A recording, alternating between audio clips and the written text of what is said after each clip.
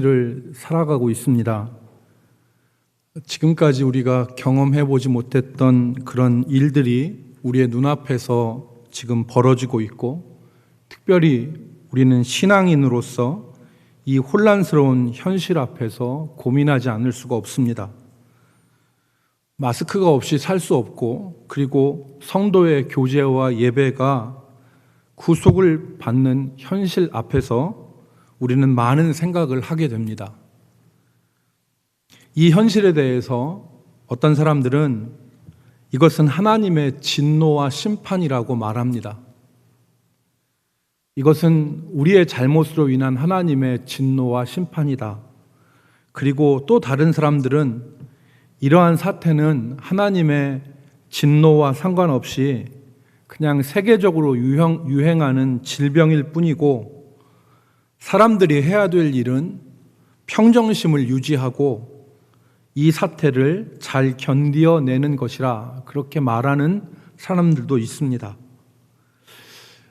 저는 우리 성도들과 함께 지난 몇 주간 계속 이러한 우리의 현실에 대해서 어떻게 바라봐야 될 것인가를 같이 나누었습니다.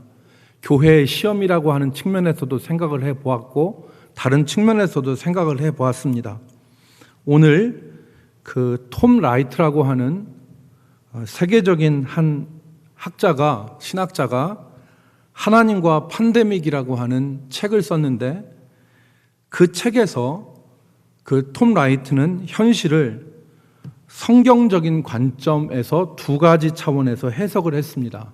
그래서 저는 이 해석이 일리 있는 해석이라고 보고 여러분들과 함께 같이 나누기를 원하는데, 첫 번째, 하나님의 언약적 관점에서 현실을 보면, 즉 다른 말로 하나님의 말씀에 순종하면, 그리고 언약에 신실하면 하나님이 복을 주시고, 하나님의 언약을 버리면 저주와 재앙을 받는다는 언약적 관점에서 현실을 보면 이것은 하나님의 진노로 해석할 수 있습니다.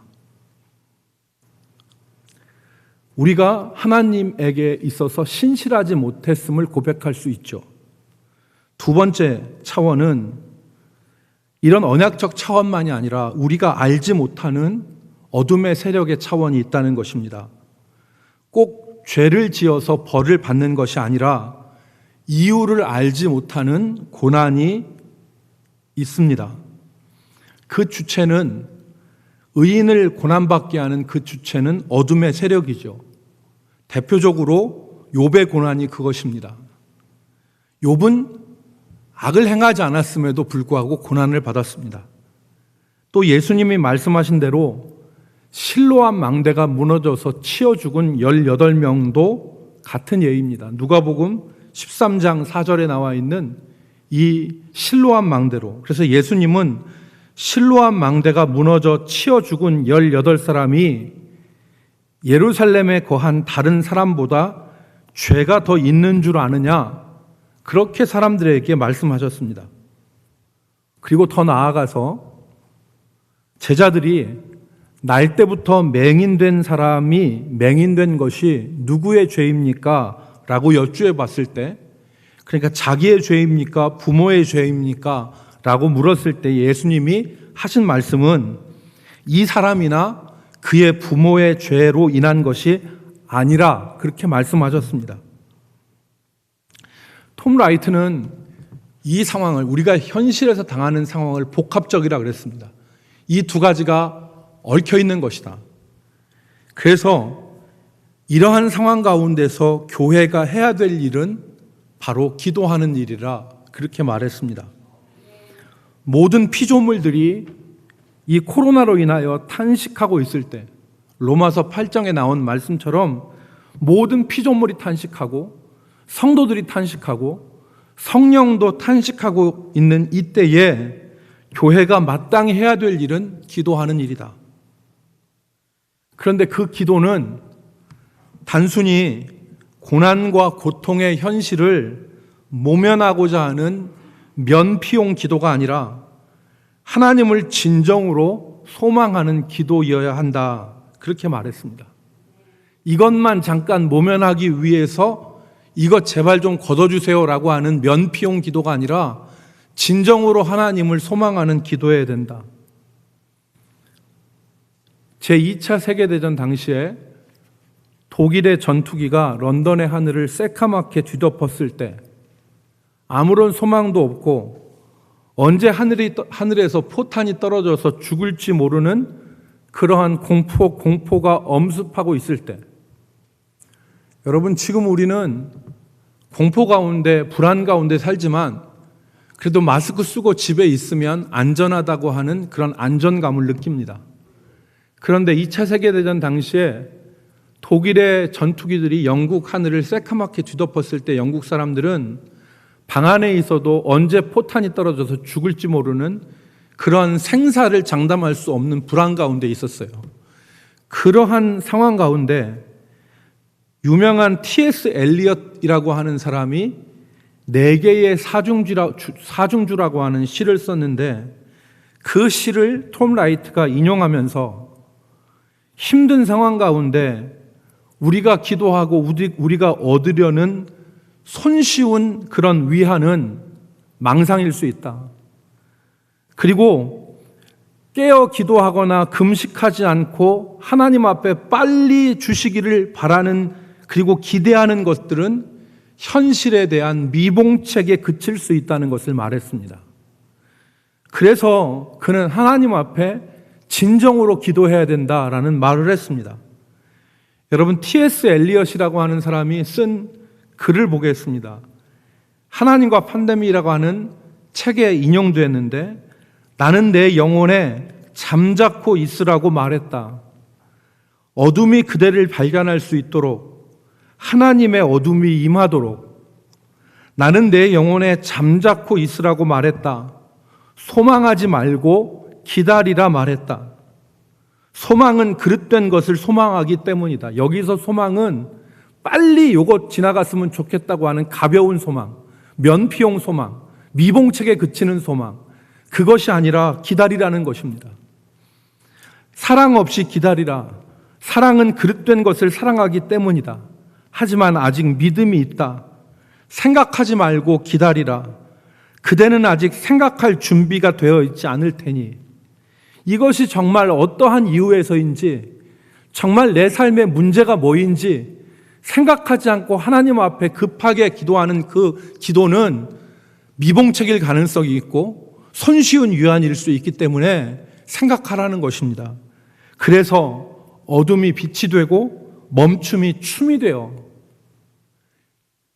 톰 라이트의 이야기는 섣부른 이야기에 충동되어서 이리저리 끌려다니지 말고, 이 사람이 얘기하면 그래 하면서 여기서 왔다 저기로 갔다가 그렇게 쉽사리 끌려다니지 말고, 그래서 세상의 미봉책과 면피용 위안으로 살지 말고 기도로 하나님 앞에 서라는 것입니다. 그 시간이 있을 때 각자의 인생의 어둠이 빛이 되고 멈춤이 춤이 될 수 있다는 것을 말한 것입니다.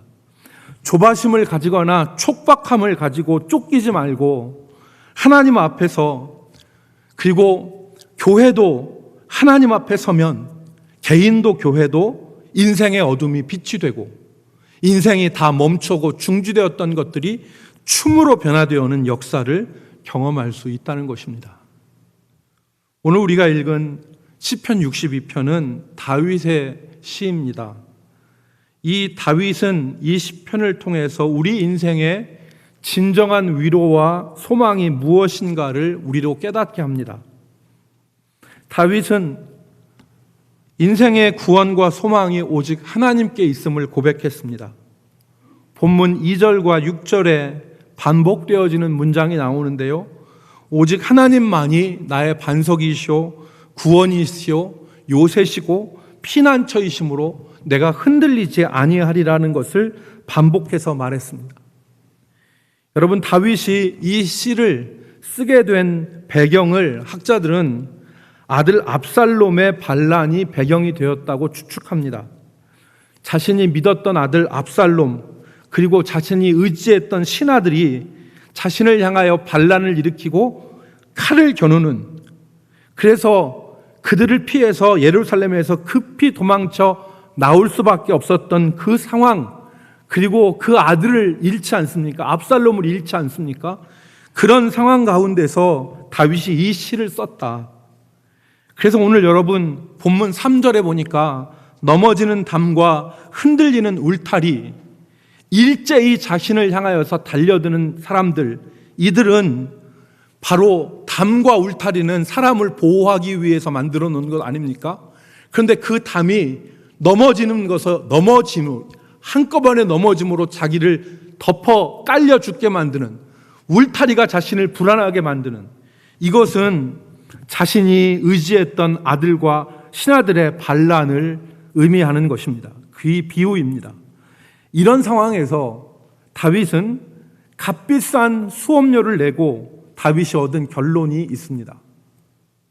두 가지인데, 첫째, 그것은 오직 하나님만 진정한 소망과 구원과 영광이 되신다는 사실이었습니다. 오직 하나님만 진정한 구원과 소망과 영광이 되신다. 오늘 본문에서 12절까지 있는 말씀에서 유독 오직이라는 말이 반복됩니다. 히브리어에서는 아크라고 하는 말이 계속돼서 반복되어지는데 우리나라 말에는 오직이라는 뜻이 반복됩니다. 1절에 보니까 나의 영혼이 잠잠히 하나님만 바라며 그랬습니다. 2절에니까 오직 그만이 나의 반석이시오 나의 구원이시오 나의 요새이시니, 5절에 보니까 나의 영혼아 잠잠히 하나님만 바라라. 무릇 나의 소망이 그로부터 나오는도다. 6절에 오직 그만이 나의 반석이시오 구원이시오 요새이시니 내가 흔들리지 아니하리로다. 오직 하나님만 유일한 희망이라는 것입니다. 인생의 큰 홍역, 값비싼 수업료를 내고 다윗이 깨달은 것이 있는데, 그것이 바로 오직 하나님만 소망과 구원과 영광이 되신다는 것입니다. 여러분, 형식적으로 우리가 62편을 보면 1절과 2절의 고백이 3절과 4절을 감싸고 똑같은 5, 6절이 3절과 4절을 감쌉니다. 오직 하나님만 반석이시오 구원이시오 요새이기 때문에 나의 영혼아 잠잠히 하나님만 바라라. 오직 구원이 그에게서 나온다고 하는 이 고백이 3, 4절을 감싸요. 똑같이 5, 6절에 고백되는데, 그러니까 마치 3, 4절이 현실인데 그 현실을 1, 2절의 고백이 싸는 겁니다. 샌드위치처럼. 그 3, 4절이 어떤 것입니까? 넘어지는 담과 흔들리는 울타리 같이 사람을 죽이려고 일제히 공격하는 사람들, 입으로는 축복을 말하지만 속으로는 저주를 말하는 배반성을 지금 나타내는 그 현실, 그것을 견디게 하는 힘은 인생을 둘러싸고 있는 하나님의 은혜라는 것입니다. 오직 하나님의 은혜, 하나님의 보호하심, 하나님의 구원만이 이 불안정한 현실에서 우리를 지탱하게 할 수 있는 것임을 시인이 고백하는 것입니다. 그리스도와 코로나라고 하는 책에서 존 파이퍼는 2005년에 자신이 전립선 암에 걸렸음을 고백했습니다. 전립선 암에 걸려서 마음이 무너지고 자신의 미래를, 자신의 생명을 보장할 수 없는 상황 가운데서 낮으면 자기 아내와 함께 어떻게 하면, 어떤 방법으로, 어떤 수술 방법으로, 어떤 치료하는 방법으로 자기가 살 수 있을까를 찾아봤습니다.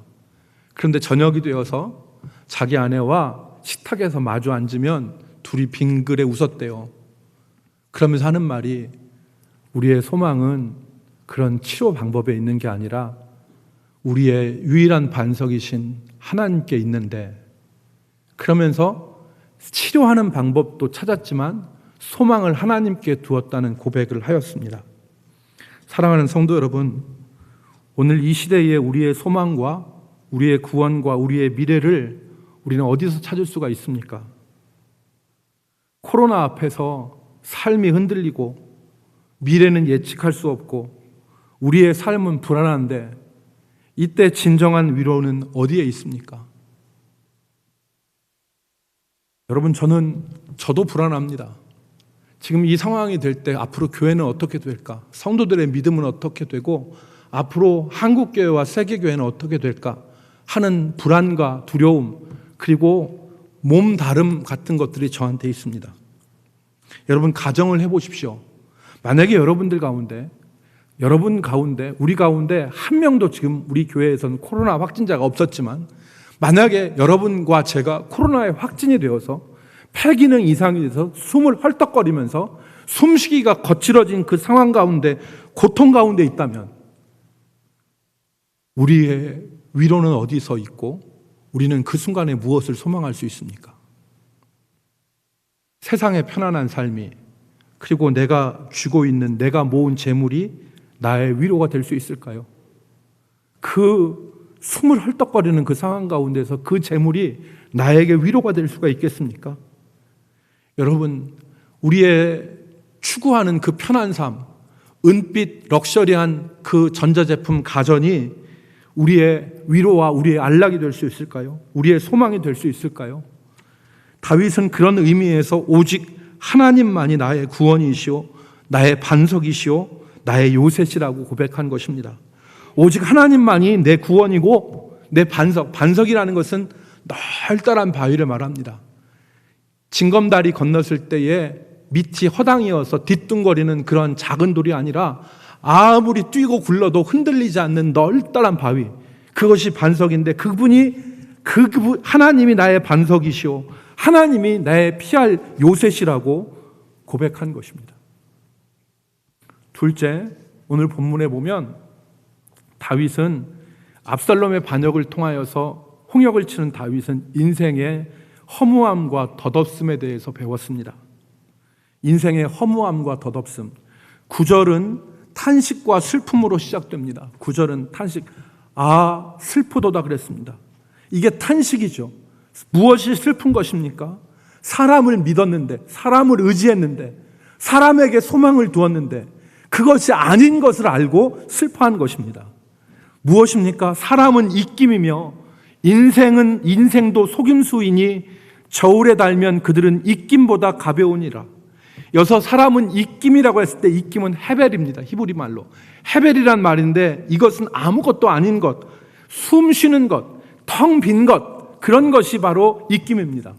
인생은 입김이며 사람은 입김이며 인생도 속임수니 아니라는 것이죠. 저울에 달면 입김보다 가벼우니라. 다윗은 잘난 아들 압살롬을 믿고 의지했을 것입니다.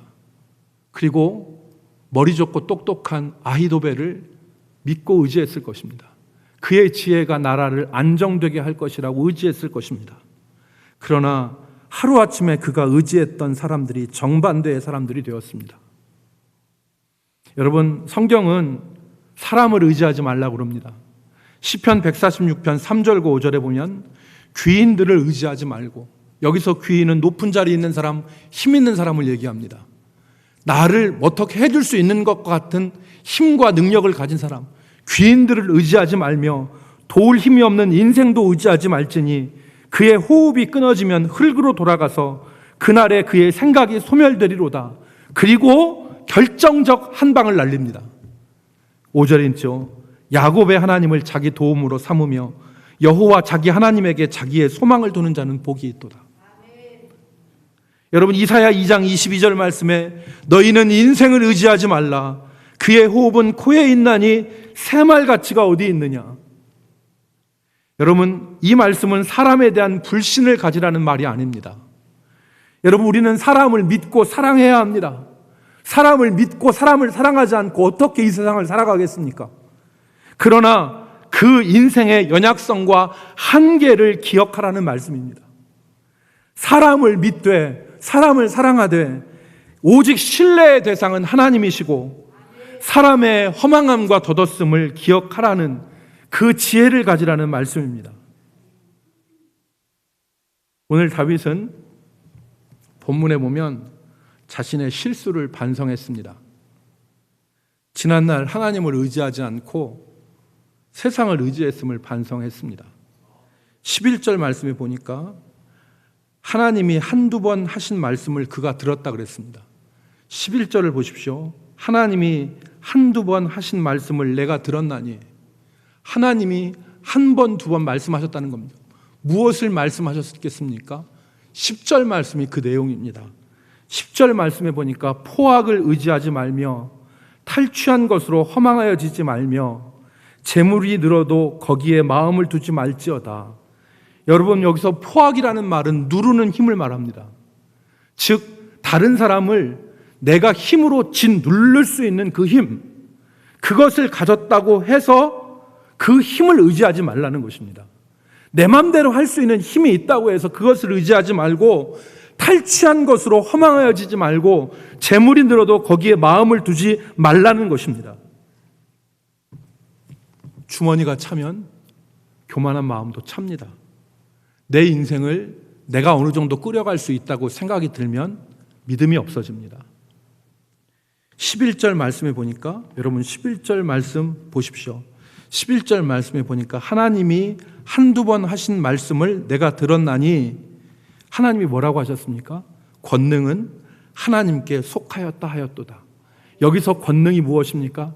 인생을 이끌어가는 힘, 인생을 변화시키는 능력. 그 능력은 포악에 있는 것도 아니고 탈취한 재물에 있는 것도 아니고 재물이 늘어나는 것에 있는 것이 아니라, 권능은 하나님께 속하였다 하신 말씀을 내가 들었다는 것입니다.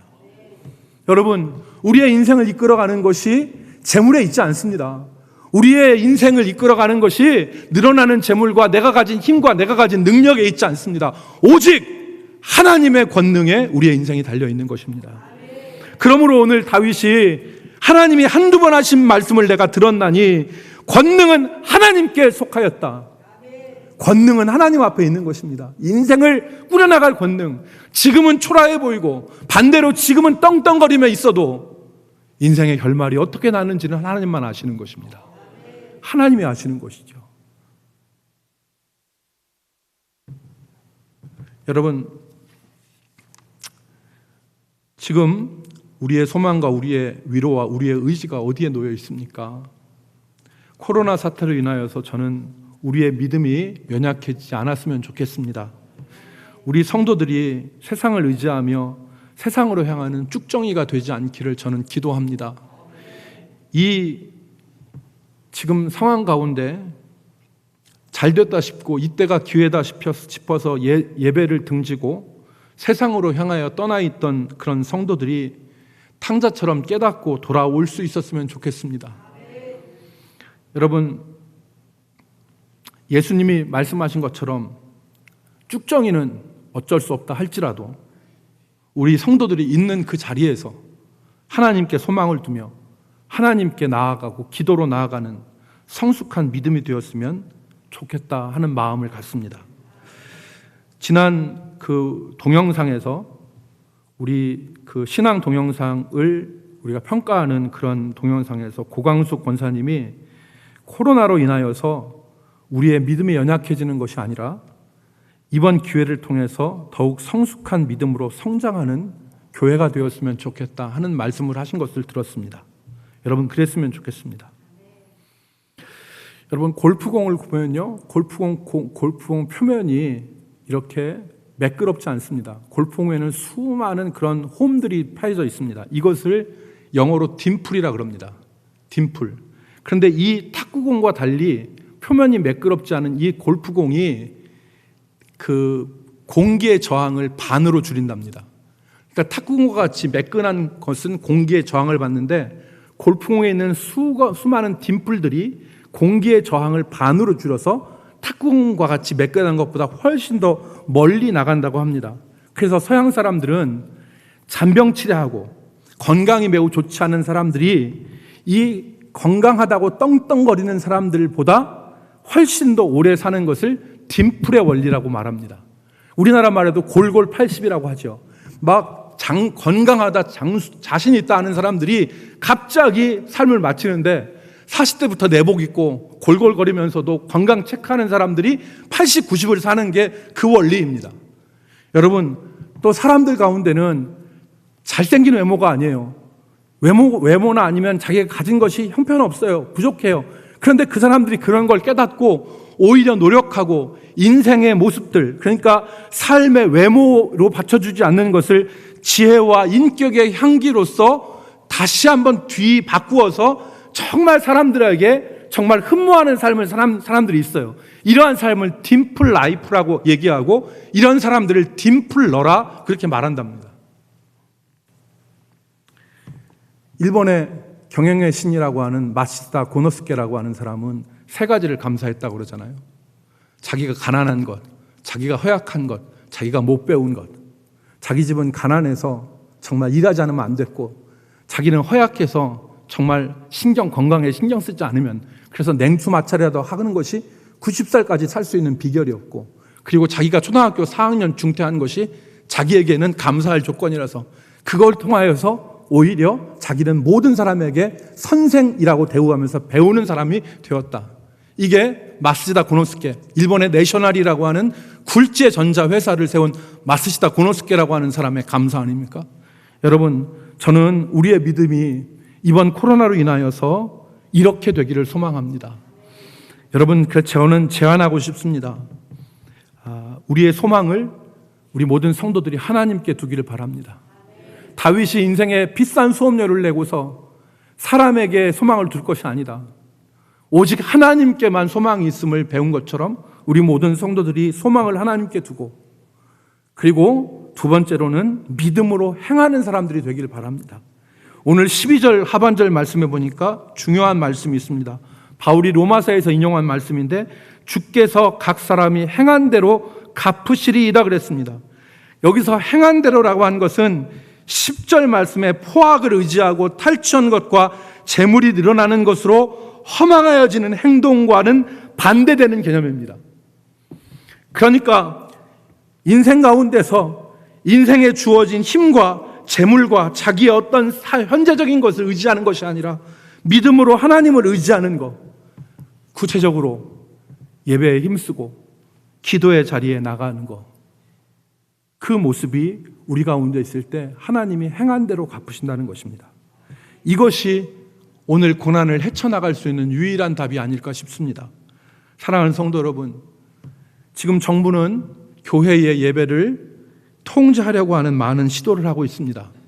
그리고 우리의 믿음이라는 것이 역대 어느 때보다도 어려운 시점들을 지금 통과해 나가고 있습니다. 이러한 때 우리가 행할 것은 하나님께 소망을 두고 세상에 있는 삶에 취하는 것이 아니라 정말 하나님 앞에 정결한 예배로 나아가고 기도로 하나님 앞에 서는 것이 답이라는 것, 그것이 하나님이 원하시는 것을 우리가 기억하며 우리 모든 성도들이 이 고난 가운데 승리할 수 있기를 주의 이름으로 축복합니다. 기도하겠습니다. 살아계시고 역사하시는 하나님, 언제 어떻게 될지 모르는 불안과 공포 가운데서, 그리고 미래를 장담하지 못하는 그런 상황 가운데, 그리고 예배가 정부와 권력자들의 통제 아래 놓이게 되어지는 그러한 현실 가운데 우리들을 살아가고 있습니다. 주님, 우리의 소망이 어디가 있습니까? 우리가 무엇을 의지할 수 있습니까? 오직 하나님만이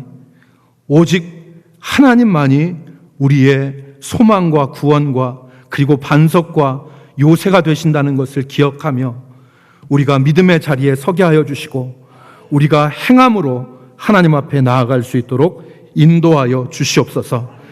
이 어려움이 정말 골프공 표면에 있는 작은 딤플들처럼 우리 가운데 정말 이 고난을 뚫고 나갈 수 있는 난기류를 만들게 하시고, 그래서 우리가 하나님께 더욱더 가까이 가는 계기가 되게 하여 주옵소서. 예수님의 이름으로 감사하며 기도 올리옵나이다. 아멘.